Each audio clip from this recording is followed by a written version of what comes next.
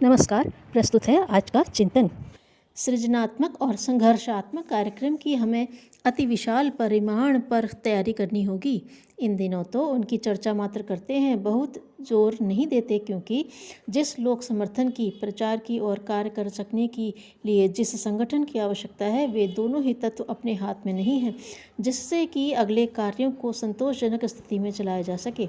पर विश्वास है कि प्रचार और संगठन का पूर्वार्ध कुछ ही दिनों में संतोषजनक स्तर तक पहुंच जाएगा।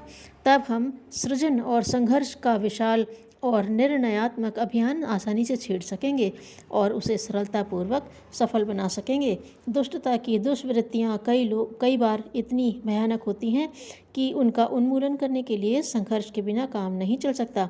रूढ़िवादी, प्रतिक्रियावादी, दुराग्रही, मूढ़मती, अहंकारी, उद्दंड, निहित स्वार्थी और असामाजिक तत्व विचारशीलता और न्याय की बात सुनने को तैयार ही नहीं होते। वे सुधार और सदुद्देश्य को अपनाना तो दूर और उल्टे प्रगति पथ पर पग पग पर रोड़े अटकाते हैं। ऐसे पशुता और पैशाचिकता से निपटने के लिए प्रतिरोध और संघर्ष अनिवार्य रूप से आवश्यक है। सामाजिक कुरीतियाँ, विषाक्त वातावरण केवल प्रस्तावों और प्रवचनों से मिटने वाला नहीं है। जिनकी दाढ़ में खून लग गया है या जिनका अहंकार आसमान छूने लगा है, वे सहज ही अपनी गतिविधियाँ बदलने वाले नहीं हैं। उन्हें संघर्षात्मक प्रक्रिया द्वारा इस बात के लिए विवश किया जाएगा कि टेढ़ापन छोड़ें, सीधे रास्ते चलें।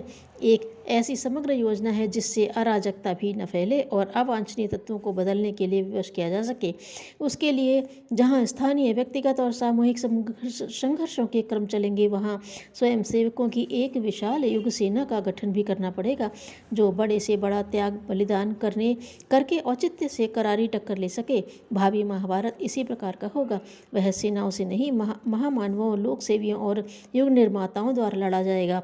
सतयुग लाने से पूर्व ऐसा महाभारत अनिवार्य है। अवतारों की श्रृंखला सृजन के साथ साथ संघर्ष की योजना भी सदा साथ लाई है। युग निर्माण की लाल मशाल का निष्कलंक अवतार अगले दिनों इसी भूमिका का संपादन करे तो इसमें किसी को आश्चर्य नहीं मानना चाहिए। कल्पना की उड़ानें भरने और बातों के बतासे बांटते रहने से कुछ काम बनने वाला नहीं है। हमें यथार्थवादी होना चाहिए। जहाँ लगन होगी वहाँ कुछ कर गुजरने की आकांक्षा भी प्रबल रहेगी। आदर्शों का परिपालन तप त्याग के बिना संभव नहीं। समय और श्रम देकर, श्रम साधना का और कोई अपनी कमाई का अंशदान देकर पुण्य परमार्थ का प्रयोजन पूरा किया जा सकता है। हमें कर्मवीर होना चाहिए। हमारे विचार को क्रिया में परिणत होना चाहिए। भ्रष्टाचारी समाज से हमें लड़ना है, इससे तो शत्रुता ही बनेगी। निहित स्वार्थ की मनमानी पर आघात पहुंचाने हम चले हैं तो उनसे सहयोग की आशा कैसे की जा सकती है। वे तो हर कार्य में रोड़े उत्पन्न करेंगे। श्रम और धन तो हमें अपने पेट पर पट्टी बांधकर अथवा समय बचाकर ही पूरा करना होगा।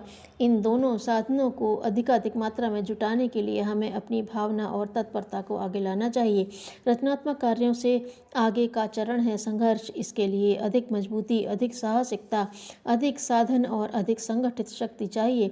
युद्ध एक कला है। समय, शक्ति और साधनों को देखकर ही उन्हें आरंभ करना चाहिए। उतावले लोग ऐसे ही असमय लड़ते मरते हैं तो पिटते हारते हैं। हमें व्यापक अनाचार के विरुद्ध सुविस्तृत और समर्थ मोर्चा खड़ा करना ही होगा। असुरता का दमन बिना जूझे हो ही नहीं सकता। हमें जिनसे लड़ना है उन अज्ञान, अनाचार और अभाव के असुरों का छद्मवेश बहुत ही विकराल है।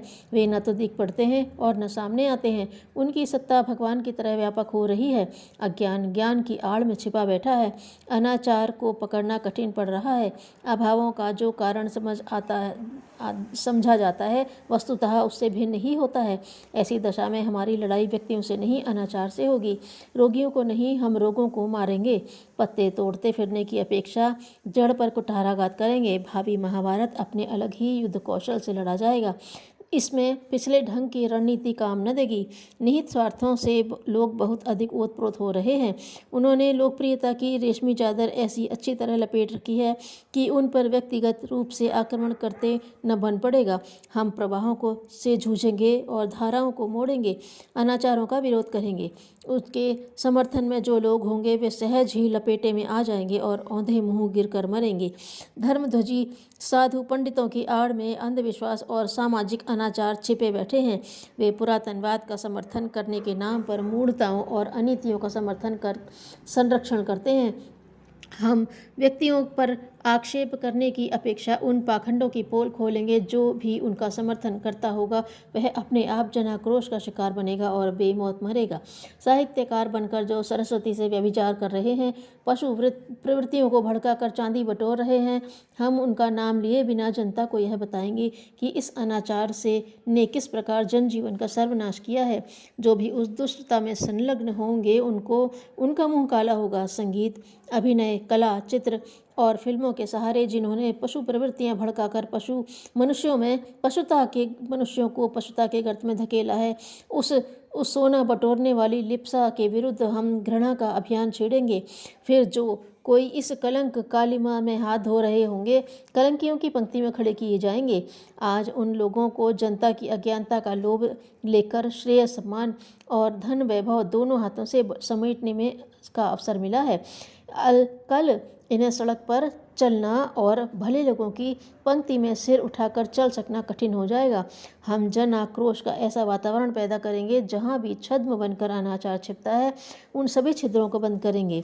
व्यापारिक क्षेत्र में, सरकारी मिशनरी में, राजनेताओं में, चिकित्सकों में, शिक्षकों में, यहाँ तक कि हर वर्ग में, हर व्यक्ति में प्रत्यक्ष और अप्रत्यक्ष रूप से अनाचार की जड़ें अत्यधिक गहराई तक घुसती चली गई हैं। उनमें से एक एक को चुनना सही नहीं, किसी का दोष सिद्ध करना भी कठिन है।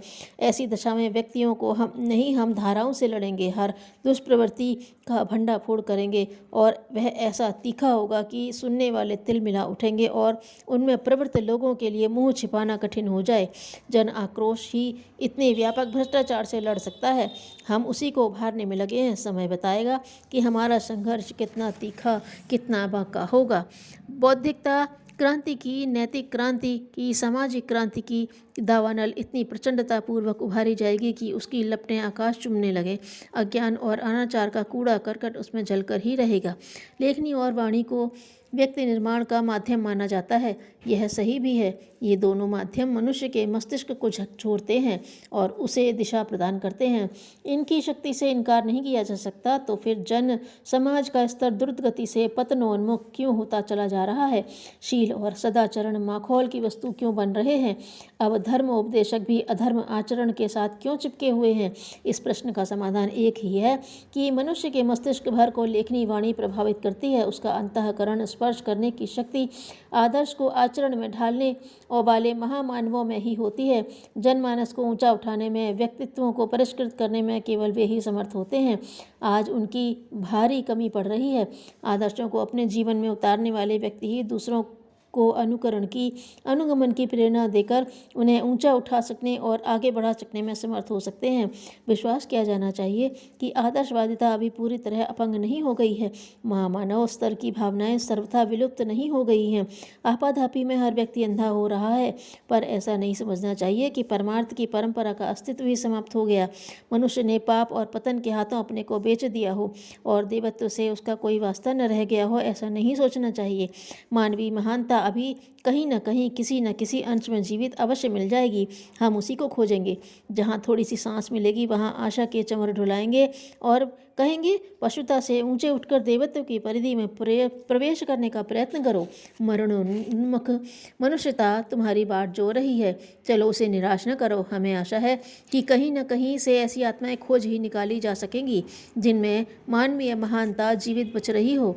उन्हें युग का दर्द भरी पुकार सुनने के लिए अनुरोध करेंगे और कहेंगे कि मनुष्य जाति को सामूहिक आत्महत्या करने से रोकने का अभी भी समय बाकी है। कुछ तो अभी भी किया जा सकता है, सो करना चाहिए। अपने को खोकर यदि संस्कृति को जीवित रखा जा सकता है तो इस सौदे को पक्का कर लेना चाहिए। इस आवश्यकता की पूर्ति के लिए एक दूसरे का मुंह न ताका जाए, वरन इस आपत्ति काल से जूझने के लिए अपना ही कदम बढ़ाया जाए। धन्यवाद।